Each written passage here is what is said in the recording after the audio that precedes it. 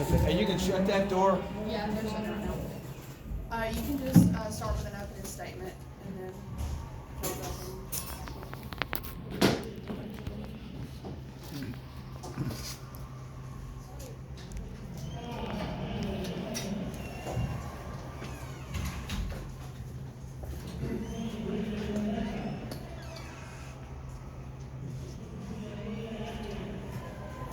Joel, you want to start with a general statement just about the game?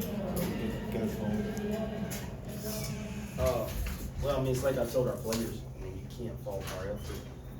I thought basically that was two heavyweights going at each other. Two teams, both with a good enough team and good enough players to win a state championship. And that's what you expect when you come and play in the regional tournament. The game before us went into double overtime. This one went into overtime. And you got to tip your hat, and you got to give them a ton of credit because they made the plays when they needed to make the plays. Probably two more plays than we did. So I congratulate them on that. But I also know this: I got a group of young men who are warriors who have done everything we've asked them to do. And although we lost the game, you know, I can't ask for any more than what I've asked for that they've given to me. So really, really proud of this group of young men. Joel, would you just speak to the free throw shooting in the fourth quarter and the overtime? I know that when you look at that, you'll probably grimace, but when you look at those numbers, was that an oddity for your bunch?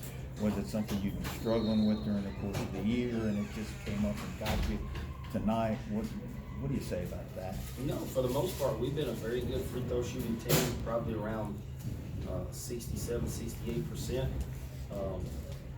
And, you know, I mean, it's the game of basketball. I mean, there's going to be nights where you don't shoot whatever well. Tonight we didn't shoot free throws well, but, you know, I'm gonna say this: to me, the difference in the game is our size, and they offensive rebounded us 16 to 15. To me, that's the difference. It has nothing to do with the free throws and how many we make or miss, but you know, obviously I'd like to have made a couple more free throws. If we'd made a couple more, it probably would have made a difference. But you know, a lot of times you can't control whether the ball goes through the rim. You can control whether you go rebound the basket. Can you speak to all the different things you tried to do to defend Cam Woods? He's a great player. One of the best scorers that I've coached against in high school. I mean, Justin did a tremendous job when Rock guarded him, did a tremendous job. I thought everybody we put on him did a great job. We took away his threes. He made 4 threes, and I would venture to say either all 4 of them or 3 of the 4 came off of offensive rebounds, which we talked about. But he's real crafty. You know, he's the first guy that we played against when he gets inside the lane, can shoot it over Z, and it's automatic. And he was able to do that. So I thought we did a great job of guarding him. You know, our deal is this: is we were gonna be us. You know, we weren't gonna come in with some tricky defense. We were gonna guard, and we did. I think I don't know what he had at the half, but one of my assistants said we did a great job in the first half against him. Had 5 points at the half. He ends up with 41. So that tells you he had 36 in the second half. And, you know, I mean, he probably didn't want to lose. And when you don't want to lose, that's what you do. So you got to tip your hat to him. On the last play in regulation, you talked about he's a guy that gets in the lane, throws it up, and kind of well, Z came across and provided the interference, and that one didn't go down. I mean, Z, would you just talk about moving into the lane on that last play in overtime to disrupt whatever arc he had on that last shot to keep the game tied so you can go to overtime? You remember the last play in regulation? What do you recall much about that? Just trying to get a start. That's about it. And whatever you can do, keep it from scoring, right? But I mean, that was one where obviously it worked. Yeah. On your side where he goes over and hit, and he didn't hit there. The last play that you tried to run at the end, on a deep ball, get it in Rock's hands for a turn and 3. What's happening with that? The plan was to Rock to catch it. We had 2 shooters on both sides. Z was on his left side. Kobe was on his right side. And I told him, I said, throw it to the best football player in the state with the best hands. And he went and got it in the crowd, came down, was ready to turn and make a pass and got bumped and got knocked off balance, and it is what it is, but we executed the play as much as we could, and we'll live with it and move on from there. Rock, would you kind of speak to the last play, because it's kind of opposite of what you did with him in the football game? Guys like us kind of remember that. I don't know if you do or not, but on the touchdown against them in the playoff game. But would you remember? What do you remember about the last play today? The play was wrong for me to catch it and get it to the corner to get a 3. When I called it, aimed out, slap. It was a foul, but things happen. That's it. I mean, there was contact there from behind that kept you from getting it. I mean, there was contact there that just kind of got away, right? Yeah. Joel, can you speak to the game Zondrick played tonight? I don't think I have to. 28 points, 18 rebounds, 3 assists, 3 blocks, 1 steal. We kind of came together as a group probably about 2 weeks after Rock got here from football. And we were kind of at a turning point, you can kind of tell.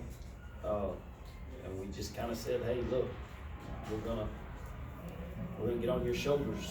You're gonna carry us. Now, don't get me wrong. This one over here, he's got pretty broad shoulders too. This one does. Kobe Warren, Mont McClennan, Rylan Hout. But we just said, hey, we're gonna get on your shoulders, and we're gonna do whatever we need to do to help you. But you're gonna be the guy. And from that time, I thought you could kind of see him really come into his own. And in that setting, when you look at that night. He goes for 28 and 18, and Rock goes for 18 and 11, and that's pretty impressive. Just in that setting and how the pressure that's on, so just we're very proud of him because he's really turned himself into what's going to be a great player at the next level. Zondrick, was there a matchup situation down there? Just take us through, especially that second half. What seemed like the ball was coming to you a lot. Yeah, he was trying to get points on the board. He was trying to make it for us.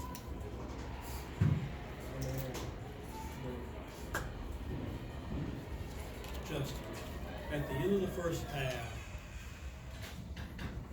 Kent Woods had the ball in his hands, and pretty clearly he was going to take a shot, and you were defending. And that 3-point shot was not just off, I thought it was way off. In the second half, were you afraid to back off of him because you were worried about his 3-point shooting? Because he was getting by. He wasn't getting to the basket, but he was getting by. Was that the dilemma? No, but we would rather him have him shooting over Z than taking threes. Since he keep on 3-point. And I'll kind of comment on that. I mean, he guarded him exactly the way we told him to guard him. Because, our thought philosophy is this: we're an inside-out team. We're going to play through our post players. Well, if we don't crowd them at the 3-point line, and they're a team that's capable of making 15 to 23s in a game. I mean, people have seen it. If you don't crowd them at the 3-point line and you have them make 3s and you're making 2s, well, at the end of the day, you ain't winning the game. So our whole philosophy was to crowd him and force him into, and you got to shoot over him. And I mean, those are hard shots. Probably, I would say there's not another high school kid in this state who's making those shots. If there is, I'd like to see. And we executed that plan to flawlessly, I think. And he made the shots. So that's why you got to give him all the credit.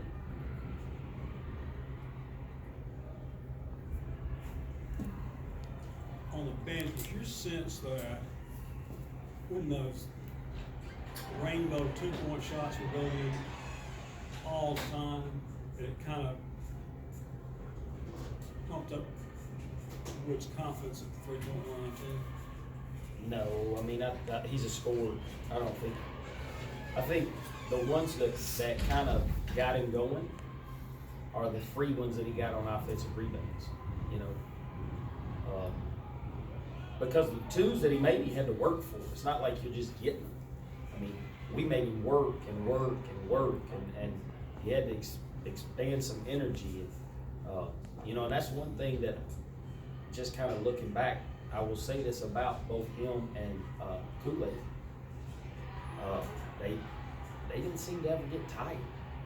You know, I mean, there's an overtime game, played hard, both teams, and you know, they had good stamina, and that's what good players do. You know, so you gotta give them credit. The shots that he made, and you know, again, 2 more plays, probably 2 more plays in a game, and again, 2 heavyweights going at it. That's what happens.